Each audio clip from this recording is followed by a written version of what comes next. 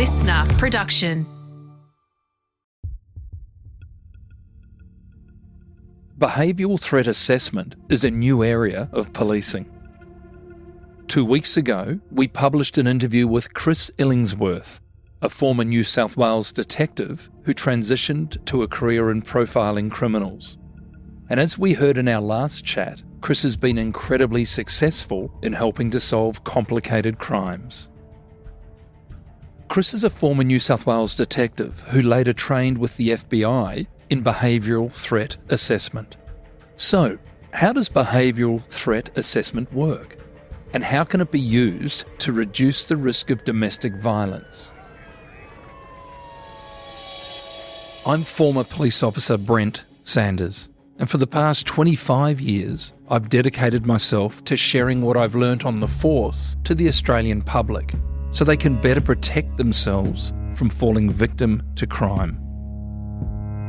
So with the help of some of the most respected current and former detectives and high-ranking law enforcement agents, we're going to pull back the curtain on what life is like on the force and what they've learned about how crime and criminals really work. These are real stories from real detectives. We've all heard about criminal profilers. We've all watched Criminal Minds and Mindhunter and, the original behavioural science unit and how that came together. And you were the only FBI-trained criminal profiler at your time. It was a very rare, very unique skill that you had. I'm just interested in just having a chat about getting into that program, but even more so, we were talking off air about some of your training around pathways to targeted violence and this type of thing. And intriguingly, you were linking it to the New York City shooting of the health insurance CEO. Just tell us a little bit about getting into that FBI program and the work that you've done since. Yeah, I was the New South Wales representative in a group of 5 who were trained by a South Australian profiler, had gone through the early FBI profiling program. And she took on 5 of us. Only 2 of us got through it, myself and the Victorian police representative. And my profiling training took, about 5 years due to New South Wales Police not fully getting behind it and me having to scrap and fight for every dollar to get the training, which most of it was done overseas. So I got to train with the Florida Department of Law Enforcement in Miami, the Royal Canadian Mounted Police, and the Ontario Provincial Police in Canada also, and Sacramento, California Bureau of Investigation. And while I was there, they're actually looking at what turned out to be the Golden State Killer. So we're looking at some of those, they call them hot prowl sex offenders. And then off, having done several years of training, readings, all sorts of things, casework, myself to give him training like you do, down at the Goulburn Police Academy for the sex crimes course, the homicide course, the detectives course. So I was doing all this, working cases, and then the final thing you do is go over to the FBI as a functioning profiler, and it's the final step in this understudy program. And they're the ones who assess you for a month and take you out on jobs, get you in on conferences. I had my own casework, like I wrote up some cases to finish off under the FBI letterhead.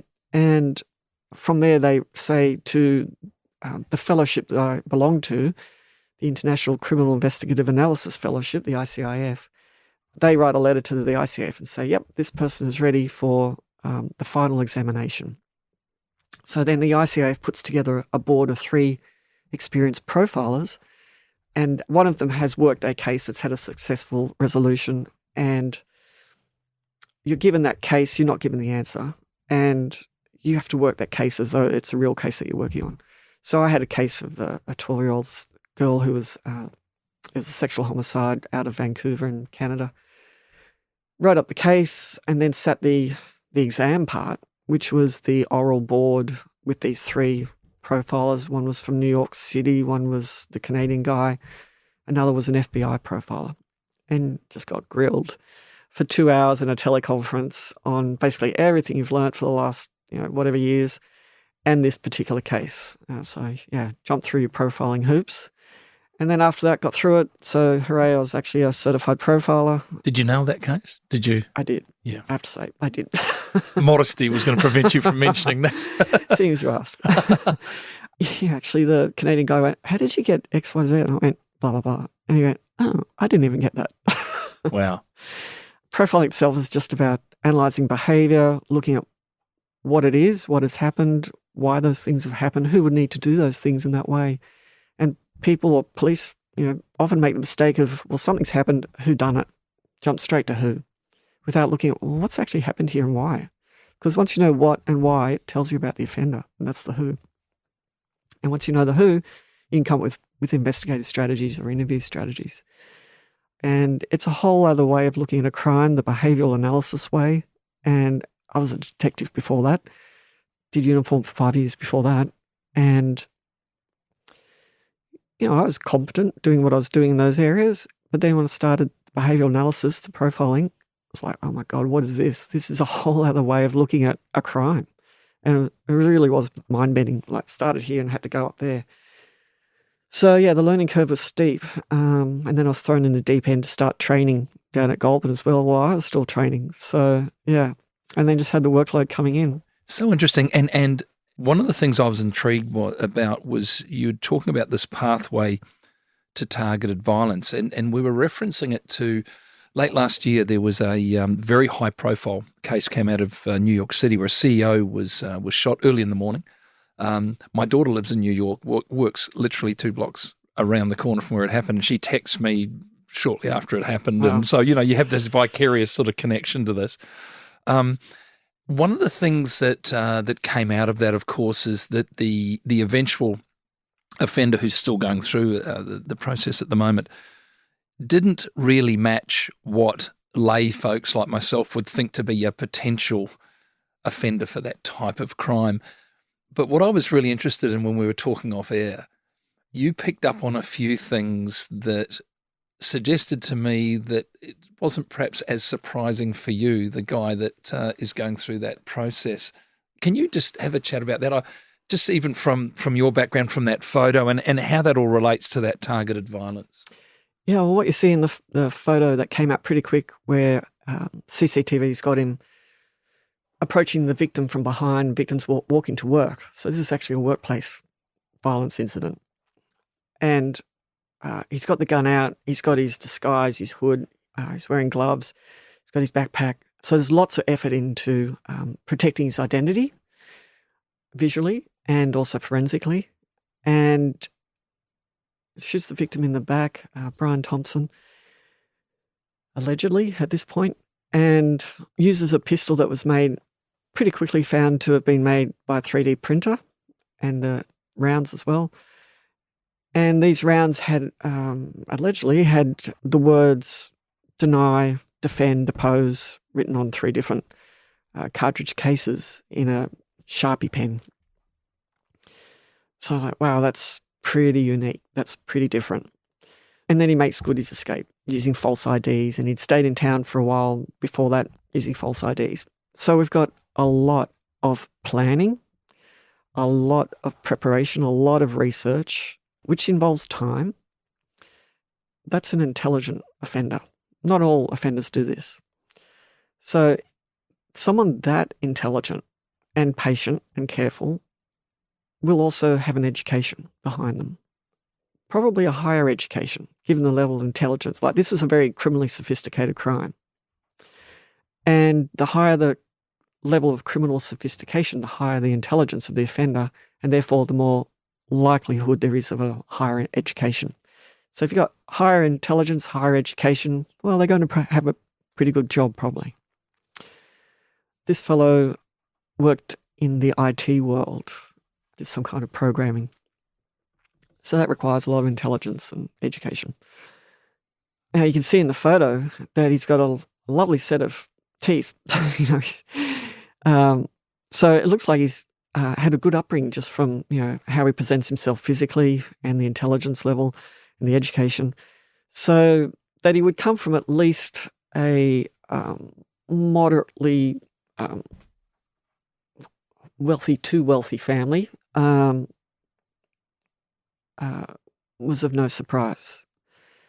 And the fact that he's had a good education, apparently he's Ivy League from Maryland. Stanford, I think. Yeah. Stanford, right?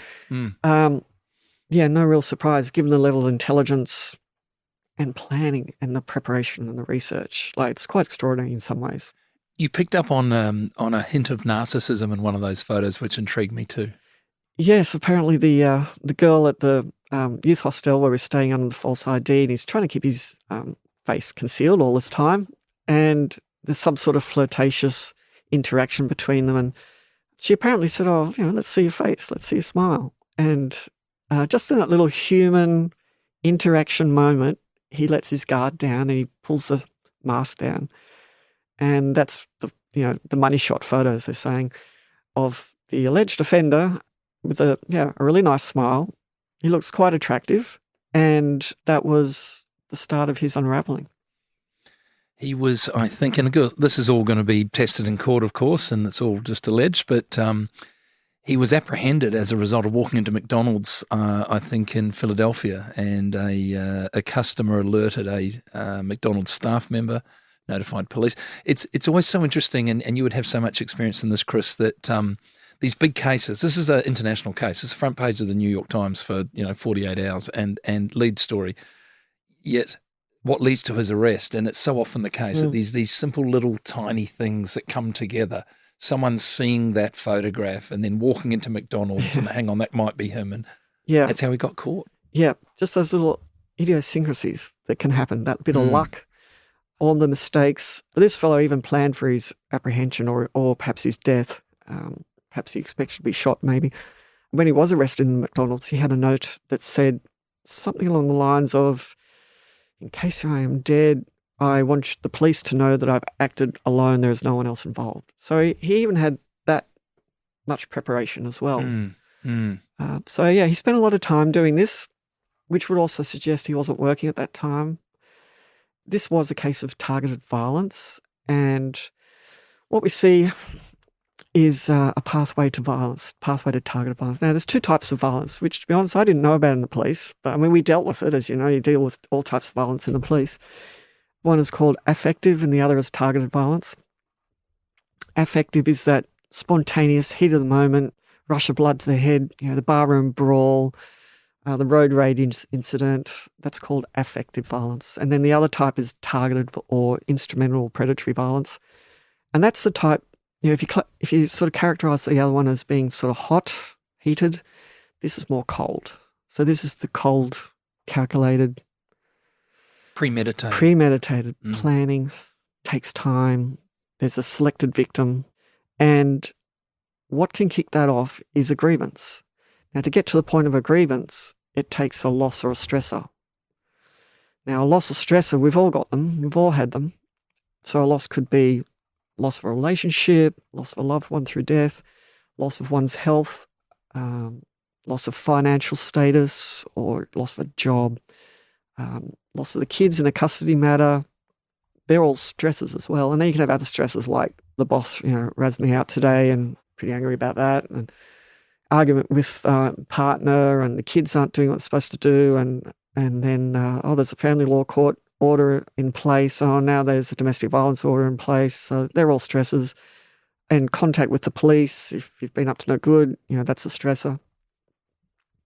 So everyone can have these stresses and losses, and we all deal with them in different ways. We can talk to our friends, our family, maybe get counselling, maybe drink too much or eat too much, or drink less or eat less, do too much exercise or not enough exercise. So we're just trying to find, how do we get back to our equilibrium? Drink too much alcohol, as I said, medicate through drugs. Mental illness can manifest or, get worse. Some people will also cope by acting out violently.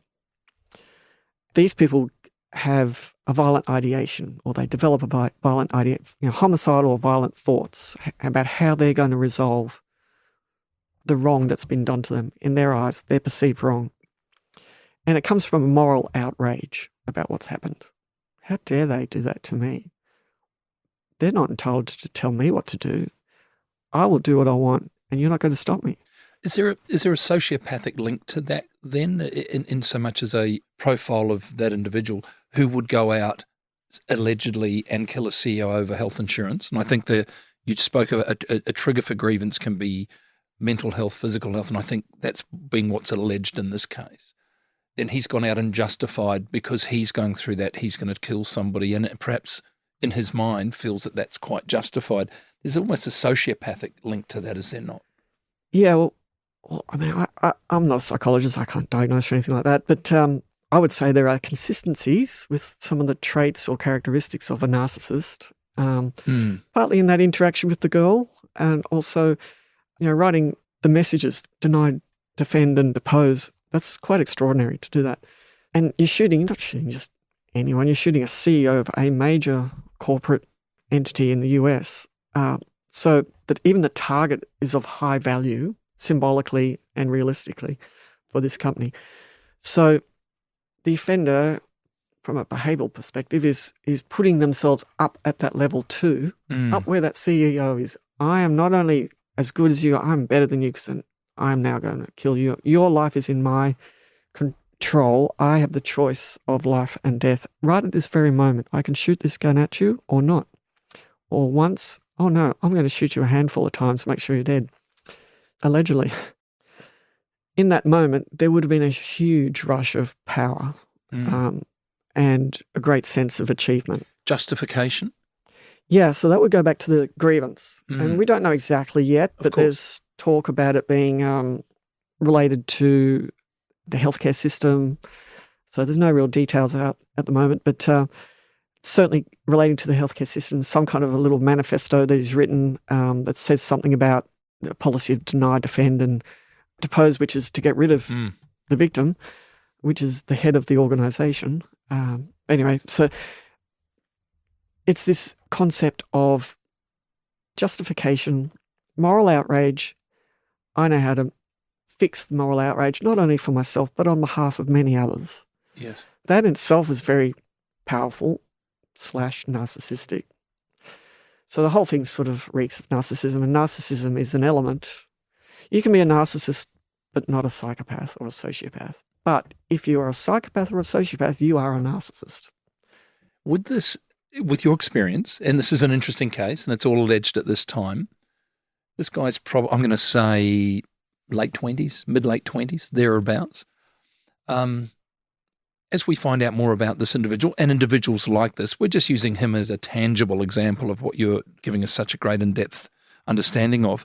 Is it likely that high school teachers are going to come out and say, yes, well, I remember when I was in a maths class and he did this? Is he going to have a bit of a history of antisocial conduct and behaviour in a self-righteous sort of a way, or would he have gone below the surface and this is just a one-off thing that's blown up? He's probably got the self-righteous part happening, but maybe not the antisocial, like he's too well organised, too careful, and too much planning and preparation. I wouldn't necessarily expect that, but certainly the self-righteousness is there. But quite a controlled individual. Yes. This is very much a highly controlled individual. He controlled himself well. You can see him just walk up behind the victim. Controlled himself well. He controlled the scenario well as to where he was going to approach the victim, who had no security around him and minimal bystanders, eyewitnesses. And he controlled the crime itself well. He even had a stoppage on the firearm and he cleared it, and he kept firing and he got another stoppage and he cleared it. So he controlled the crime and himself very well. So, yeah, a very self-controlled individual. And just going back to that losses and stresses. So, as I say, everyone's got losses and stresses. We all deal with it different ways. Some people choose violence. But if you attach humiliation to that loss or stressor, or loss of dignity, maybe through a job, maybe you're sacked, or the way a marriage ends or a relationship ends, humiliation can lead to anger. Anger leads to blame. If you get loss stressor and then humiliation, then anger, and then blame, that will equal grievance. And once you've got a grievance, that is step one on the pathway to targeted violence. So all of that has to happen.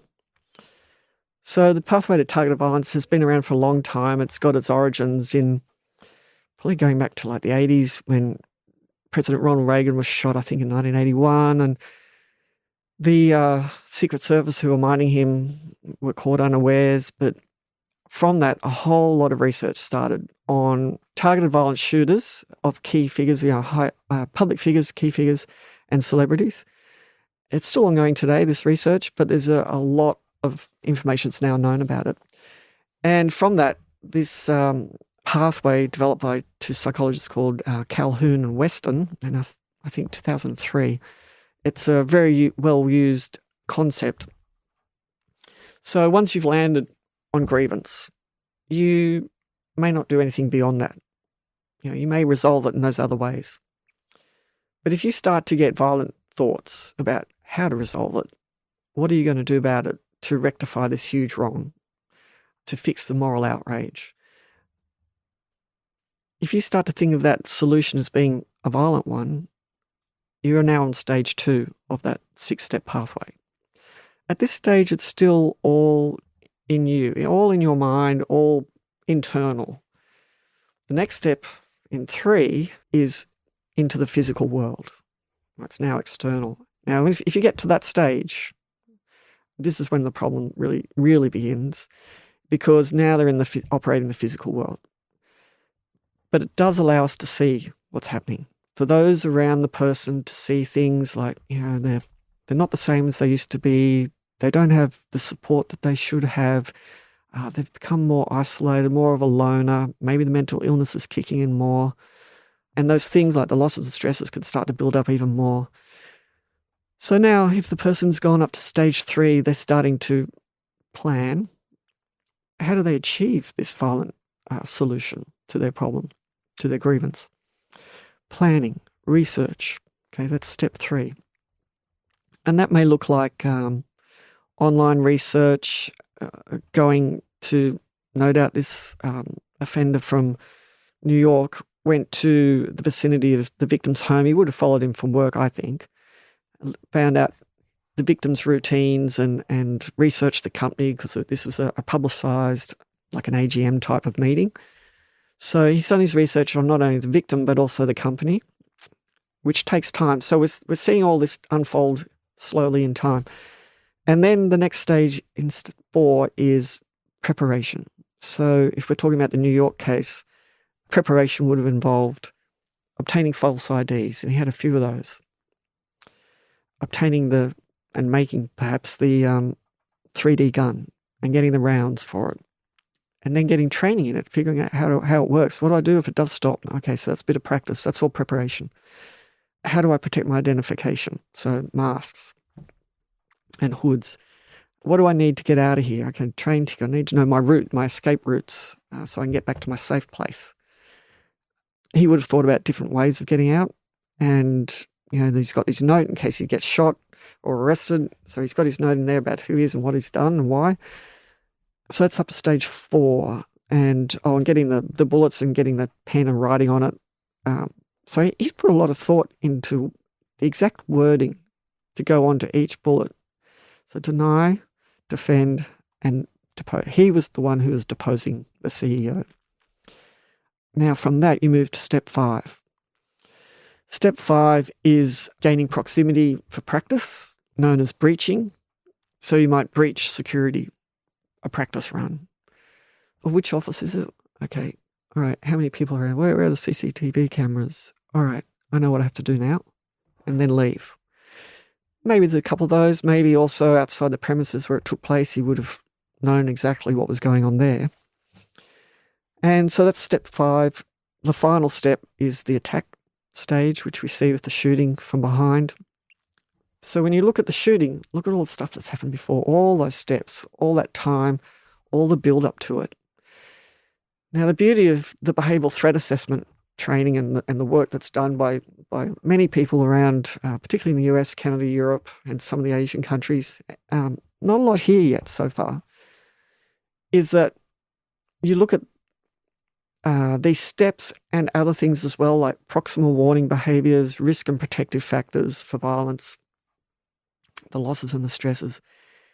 And if you can educate people in the workplace in particular about these things, what to look out for. If you start to see someone who's struggling socially, mentally, they start to make some funny comments that are a bit out, no one else is saying them, just this person. Oh no, they're going to get the sack next week. How are they going to handle that? So we get to see the people around, like the workmates and the colleagues and the supervisors, get to see these behaviours. Now, so many things get missed if they don't understand what it is they're looking at. So if workplaces are trained up in a certain way to recognise the threat indicators or risk indicators for violence, a lot of things can be stopped. And behavioural threat assessment and management is all about keeping people safe. And it's also about not making things worse by how you engage with the person of concern and manage the situation. So you actually want to, I mentioned the pathway of violence. If you think of it as a pathway of targeted violence, if you think of it as like an escalator going up through all the steps, so that's escalation, but they can also de-escalate, come back down off it. Maybe they get resolution somewhere else, or maybe something else happens. Maybe they go into prison for something else, so they come off that pathway. The goal of behavioural threat assessment work is to identify, is the person on the pathway? If they are, where are they along that pathway? Are they moving forward? Are they moving back? How quickly are they moving along the pathway? So you have to identify and assess these behaviours. And then once you've worked out what you've got, then come up with a management plan about how to strategize to get the person off the pathway, ideally, or at least it's called target hardening, protect the target, which might be a person or a group or a place, beef up their security, their home, their workplace, do they need an escort, all that sort of physical security, whereas this is more it's called protective security, protective intelligence, plus the physical security goes together. So one supports the other. And you want to, if you're thinking about sacking someone, like HR, thinking about someone, about sacking for whatever reason, you really need to consider how you do it, because you don't want this person to leave with a grievance. Coming up, how behavioural threat assessment can help us in the fight against domestic violence.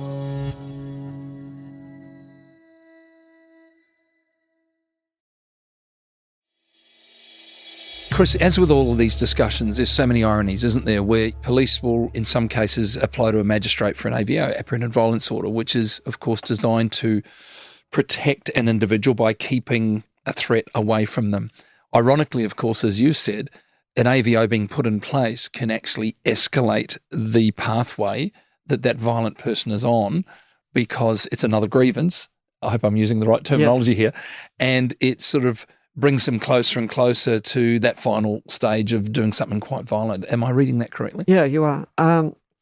If you're someone who's got these losses and stresses going on to the point where you're now thinking of violent solutions to your problems, and you're on this pathway to targeted violence, and at some point along that pathway, the police drop in an AVO against you, that is going to inflame the situation. It is going to add to the grievance, or if there wasn't one, it's going to create it.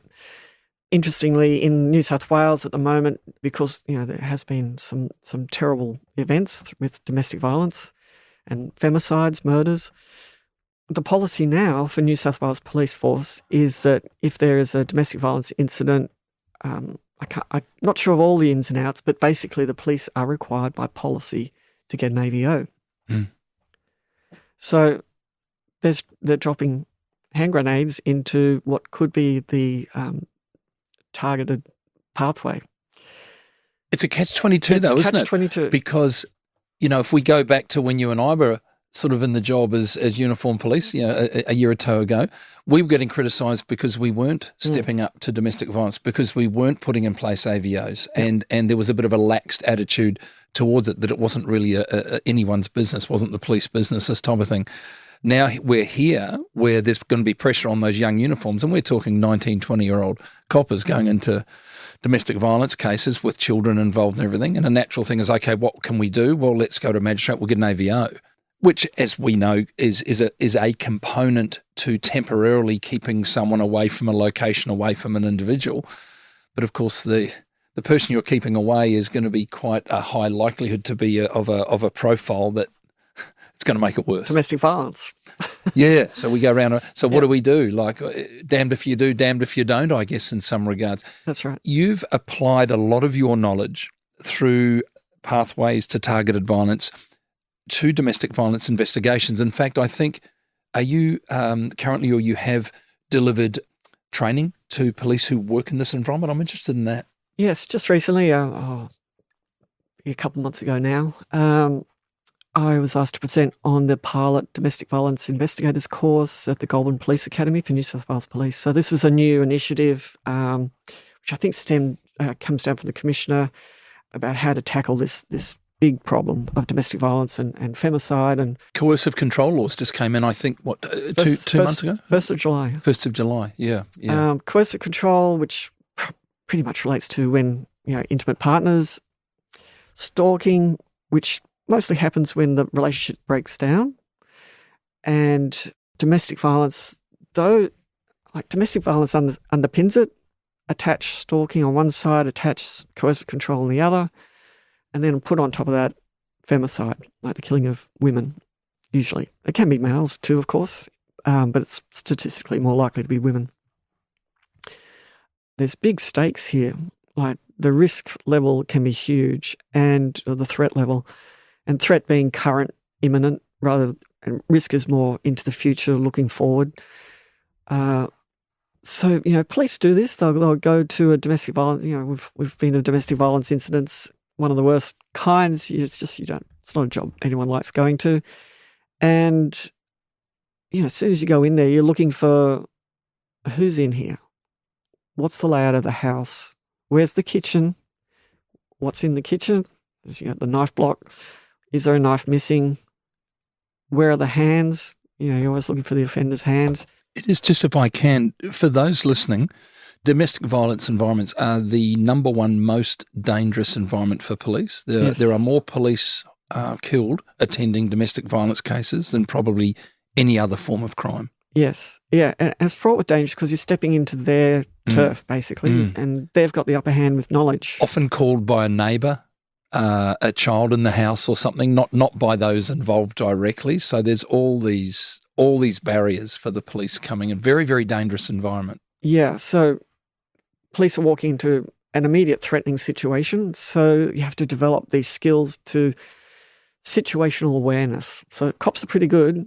Even ex-cops are pretty good at situational awareness, where you're looking at your environment, what's going on around, who's here, who's got a different look about them. Why is that person standing when everybody else is walking? So that's one thing you do learn as a skill, I guess, in the police, is how to assess a threatening situation, even if you don't actually realise you're doing it at the time. But certainly in a DV situation, you're on high alert all the time. Even if you've got someone to sit down because you don't really want them standing up, you can sit down by the lounge, well, that might not be a good idea either, because they could have a knife or a firearm tucked behind the seat. So fraught with danger. Stalking, I mentioned, that's another one. Stalking in and of itself is a risk factor for violence, for targeted violence.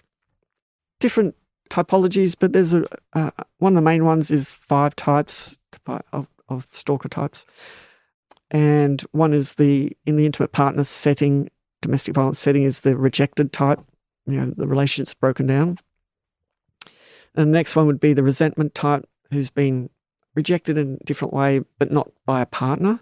Could be an employee, could be someone you've met on a night out, also an intimacy seeker, and who is someone who's more likely to have some mental illness and how they attach themselves to the person, often a high-profile public figure person, and an incompetent suitor, someone who hasn't got the social or verbal skills to really form a relationship with someone who they'd like to form that relationship with. And so they get rejected as well, or just don't really get a look in. And so they form a grievance. And then the last type is the sexually motivated predator.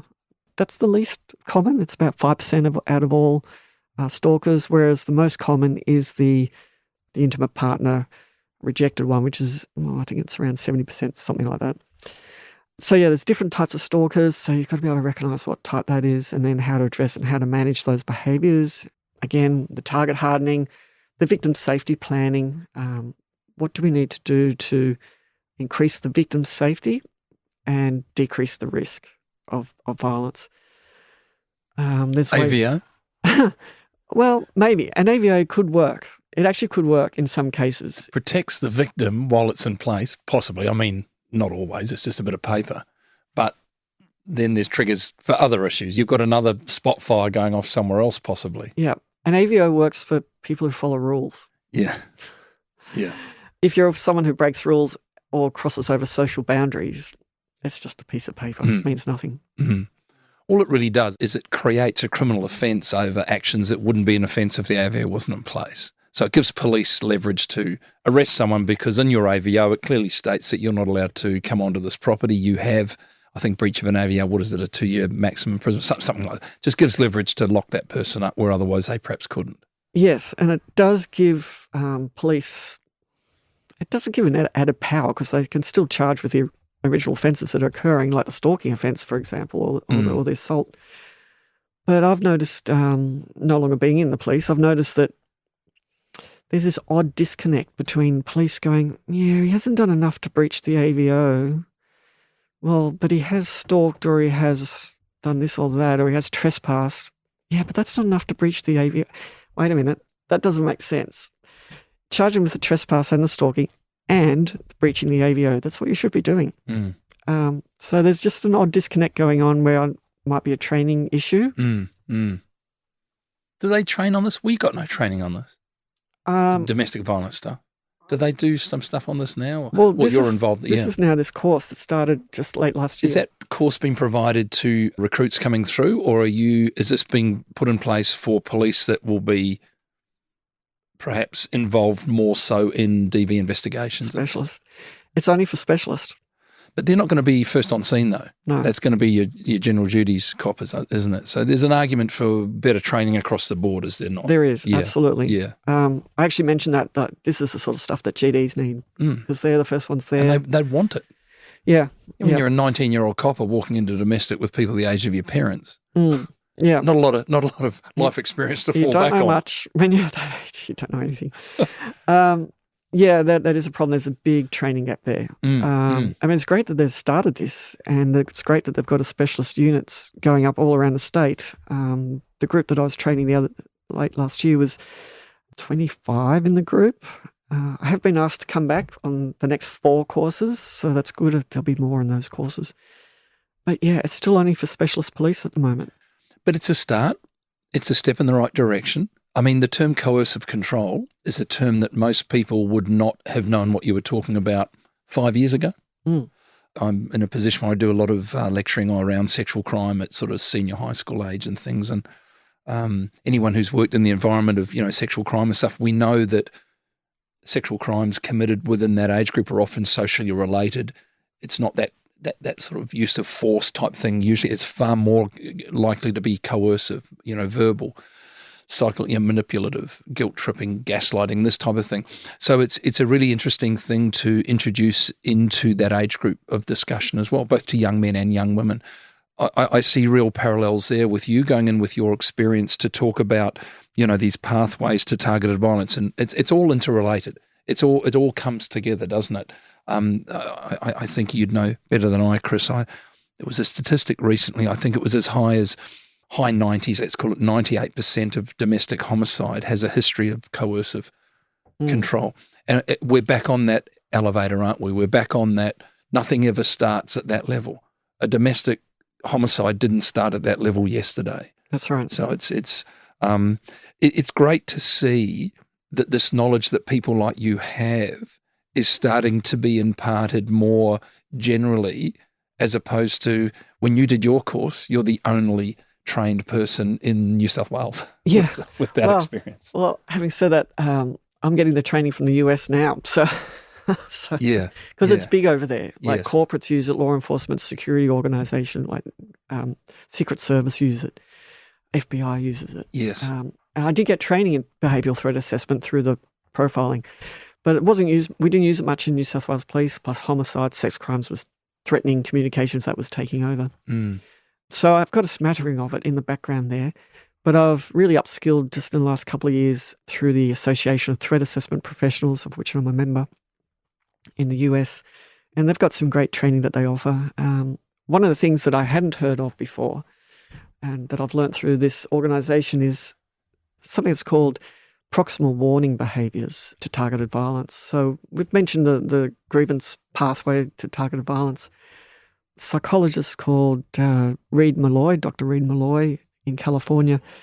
He's one of the world's experts on threat assessment, stalking behaviours and terrorists, particularly in school environment, like mass shooting events.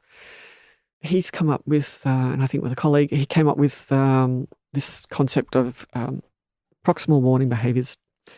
And this proximal meaning closeness, like temporal closeness, time, close in time to an actual event, targeted event. Distal being further away, proximal. So if you look at your arm, your fingers are distal to your body, your shoulder is proximal. So it's proximal to the actual targeted event. And there are 8 that have been identified through research. And of those, there are 3 or 4 that are particularly recognised as being close in time to a targeted event. Now, one of these is the grievance pathway, and another is identification, where the offender assumes an identification with an assassin or a warrior type of figure, or maybe previous school shooters. They really research into those people and they really start to assume those types of identities in themselves. They may dress a certain way, might wear camouflage clothing, or they might get a knife collection or a gun collection. And it just starts to become part of their own identity. And this is part of how they're thinking about resolving the grievance, the violent ideation. So identification with that is close to, in time, to the target event. I would say the New York fellow probably was exhibiting this identification behaviour, and the information he was attaining, he got the gun, how did he do that, how did he learn it? So all of that suggests identification with being an assassin. Mm. And that shows, like if you happen to discover this guy with this gun, maybe as a workmate or a friend or a family member, then that would be one way in which the whole event could be circumvented, stopped. Because if they called the police and go, if they were an upstander, not just a bystander, if they stood up to the situation and did something about it, call in the authorities, and there's potential for a scenario like that to never take place. Another proximal warning behaviour close to an event is last resort behaviour, and that is where a person feels that they're at the end of their tether. There are no other options other than to do this violent event. It's like a time action imperative, must do, and I must do it now. And you can sometimes see it in advance through a manifesto, like a writing of this is who I am, this is what I'm doing, this is why I've done it. And apparently the New York fellow has done that. And I've seen it with a stalking case where I believe the offender was going to cause serious harm to a target who was a stranger. I was talking about the 5 typologies before. Stranger, he was a sexual predator type. There was a manifesto posted online. Unfortunately for her security team in her corporation caught it quickly, and a potential disaster was averted. So they're the main ones that will show last resort behaviour, identification, and the grievance pathway. If you see those things, then someone should be recognising that, or someone should be acting on that and calling the police, and police need to recognise that and do something about it. And there's a few other ones, making a direct threat to the victim, which you will sometimes see in a domestic violence situation, particularly with coercive control, that can lead into femicide. All of this is also a reflection of what's called behavioural leakage. So people, even though they're trying to keep a secret, they will leak things out. It'll be just little things they say or the things they do, like collecting the gun magazines. But people around them can see this behaviour, and it's an opportunity to recognise what it is and to report it, particularly if it's a workplace, and someone intervene and do something about it. A couple of others are an energy burst, where offender's got a baseline behaviour and then actively does things very quickly in a short period of time. So they might leave items for the victim, if it's a stalking situation, that the victim's meant to find, meant to know that it's from that person.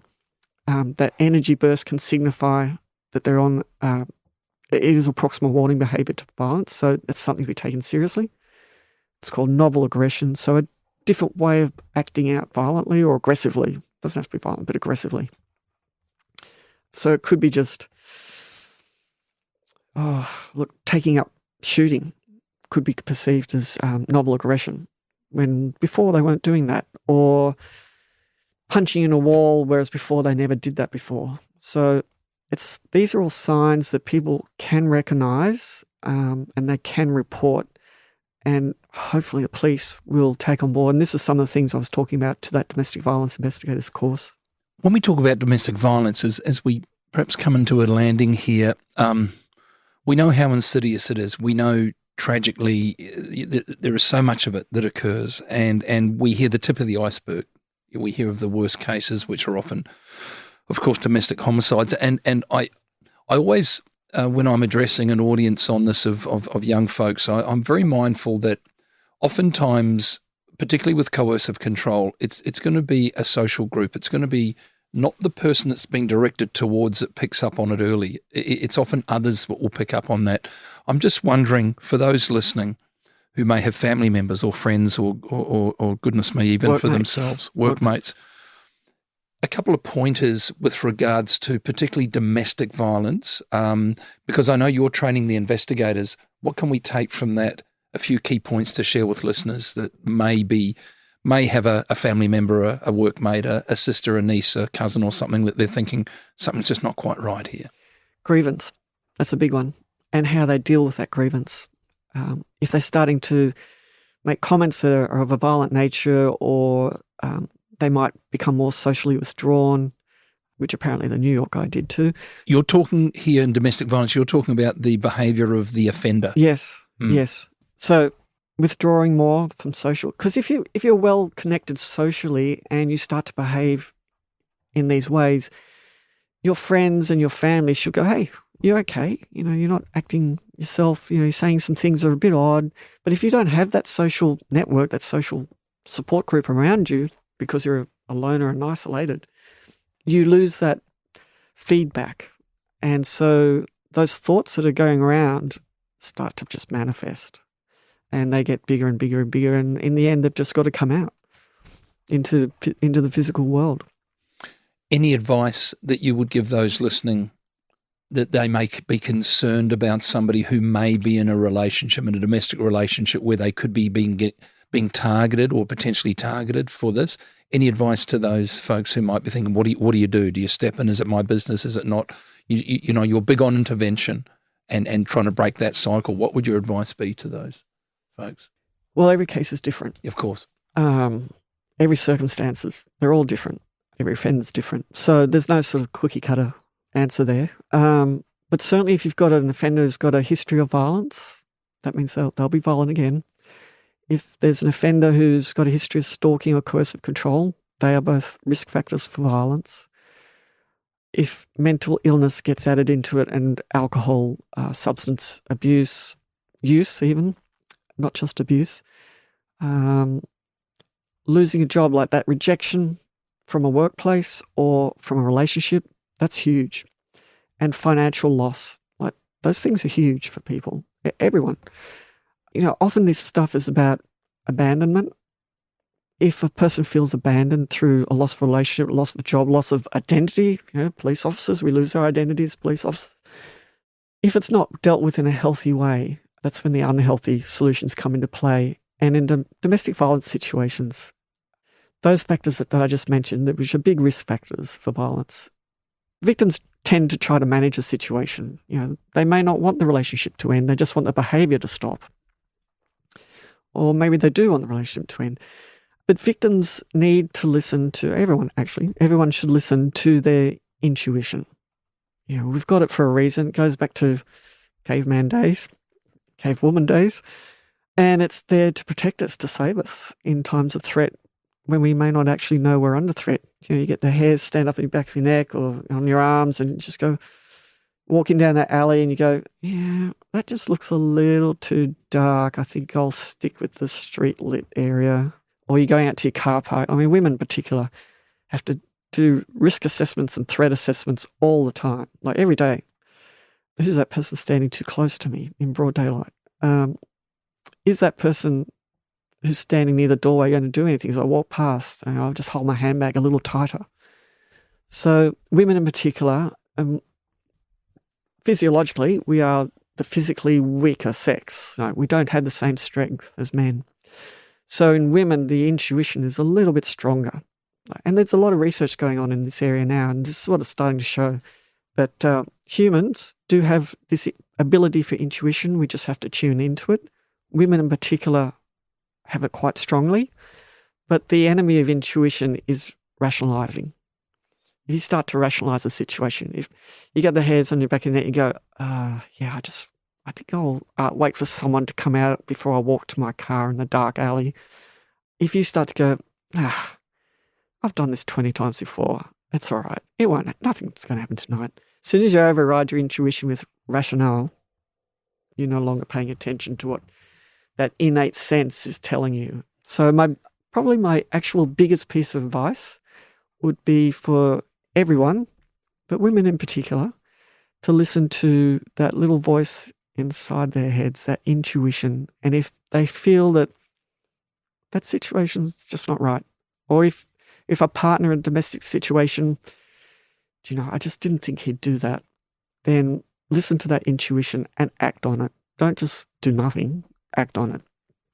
So you might at least talk to someone else, at least talk to a friend or a family member. Maybe, get someone in from the professional field, domestic violence professional field. Maybe talk to the police, but don't do nothing. Great advice. Great advice.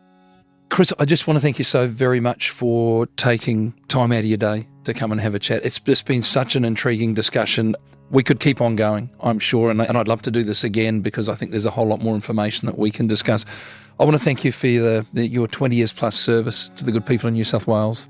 Your pathway through the police department has been a very unique one, and you've picked up a lot of knowledge along the way, which not only do you impart through organisations, corporations, but I really like the aspect now that you're taking some of that knowledge back to the source, back to the police to full circle. Yeah. And there's something nice about that. And but again, thank you so much for coming, and thank you for being so open and so in depth with this discussion. It's just been so intriguing. Well, thank you, Brent, for having me.